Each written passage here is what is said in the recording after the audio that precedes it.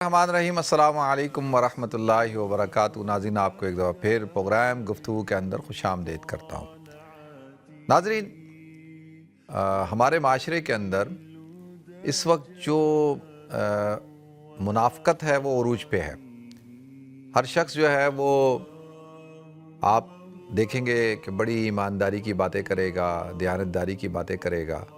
لیکن عملی طور پر جب اس کے ساتھ آپ کوئی لین دین کریں گے، کوئی معاملہ کریں گے، تو معاملے کے اندر بہت ہی کمزور ہوگا۔ آج ہمارے ایک دوست ہیں، ان کا فون آیا پاکستان سے، بڑے آدمی ہیں، تو مجھے وہ پہلے اکثر بڑے پاکستان کو لے کے بڑے جذباتی ہوتے تھے اور وہ بڑے اس چیز کے خلاف تھے، اور مجھے بھی اکثر کہتے تھے کیا یار تم پاکستان چھوڑ کے چلے گئے، تم یہ چلیں وہ تو ایک ڈیفرنٹ بحث ہے کہ بھئی انسان کو کہاں رہنا ہے، کہاں نہیں رہنا، کس طریقے سے کیا حالات ہوتے ہیں۔ لیکن آج وہ یہ کہہ رہے تھے کہ بھئی ایک چیز بڑی تیزی کے ساتھ جو ڈیولپ ہوئی ہے، جو پہلے بہت کم ہوتی تھی، وہ یہ ہے کہ لوگ پیسے لے لیتے ہیں، پیسے دیتے نہیں ہیں، کام کروا لیتے ہیں، پیسے نہیں دیتے، یعنی ہر شخص جو ہے وہ دوسرے کے پیسے دبا کے بیٹھا ہوا ہے، اور یہ ایک عجیب قسم کا کلچر بن چکا ہے۔ تو اب وہ بقول ان کے کہ ایسا جو ہو رہا ہے وہ بظاہر وہ لوگ جن کا حلیہ دینداروں والا ہے، وہ بھی ایسے معاملات کے اندر انوالو ہیں، اور لوگوں سے وہ پیسے لیتے ہیں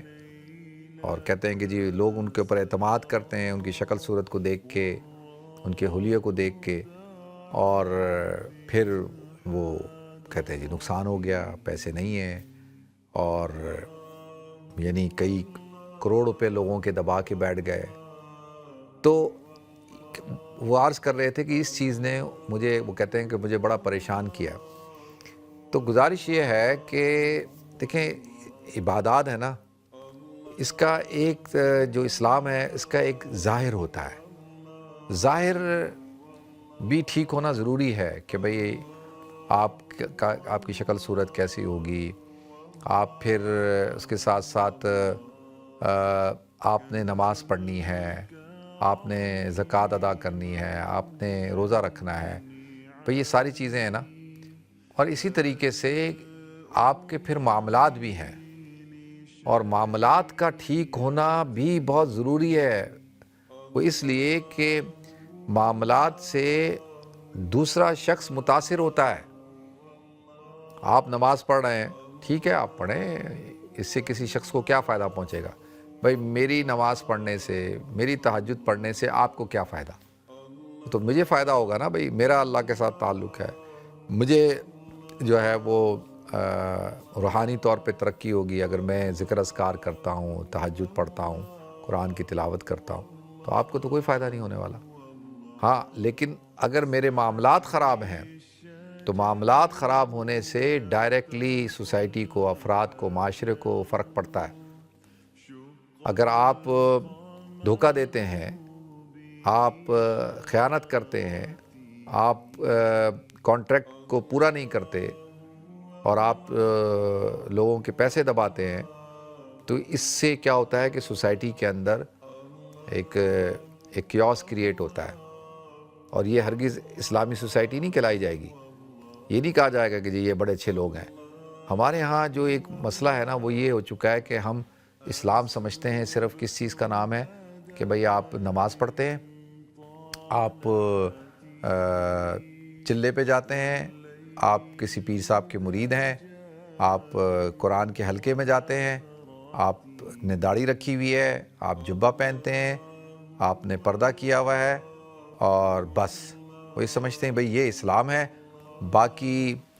سود لینا دینا، ملاوٹ کرنا، جھوٹ بولنا، دکان کے اوپر بیٹھ کے اور لوگوں کا مال دبا لینا، اس کو ہم سمجھتے ہیں یہ تجارت ہے، یہ بزنس ہے۔ حالانکہ ہرگز ایسا نہیں ہے۔ گزارش یہ کروں کہ یہ بالکل بات ٹھیک نہیں ہے۔ تو جب تک یہ دونوں چیزیں ساری چیزیں ٹھیک نہیں ہوں گی، معاملات ٹھیک نہیں ہوں گے، اصل چیز تو معاملات ہیں، معاملات بھی ٹھیک ہونا ضروری ہیں، دونوں چیزوں کا ٹھیک ہونا ضروری ہے۔ یہ جو ہمارے یہاں ہے نا کہ جی ایک شخص کہتا ہے کہ جی چھوڑو جی نماز کی کیا ضرورت ہے، روزہ رکھنے کی کیا ضرورت ہے، اس کا کیا فائدہ، اور بس اخلاق ٹھیک ہونے چاہیے، اخلاق ٹھیک ہونا چاہیے، تو یہ بھی بات ٹھیک نہیں ہے۔ اور جو شخص کہتا ہے کہ بھئی ہم اخلاق کیا ہوتے ہیں، اصل چیز عبادات ہیں، تو عبادات، معاملات، معاشرت، معیشت، یہ ساری چیزیں جب ٹھیک ہوں گی تو جبھی جا کے جو ہے وہ معاملہ ٹھیک ہوگا، اور جبھی ہم پورے دین کے اندر داخل ہوں گے، ورنہ دین اس چیز کا نام نہیں ہے، پک اینڈ چوز کا نام نہیں ہے۔ تو یہ اب اس وقت ہمیں پورا فوکس کرنا چاہیے، اپنی پوری صلاحیت کو لگانا چاہیے کہ ہم اخلاقی طور پر ٹھیک ہوں، ہمارے معاملات ٹھیک ہوں، ہمارا کردار ہے وہ ٹھیک ہو۔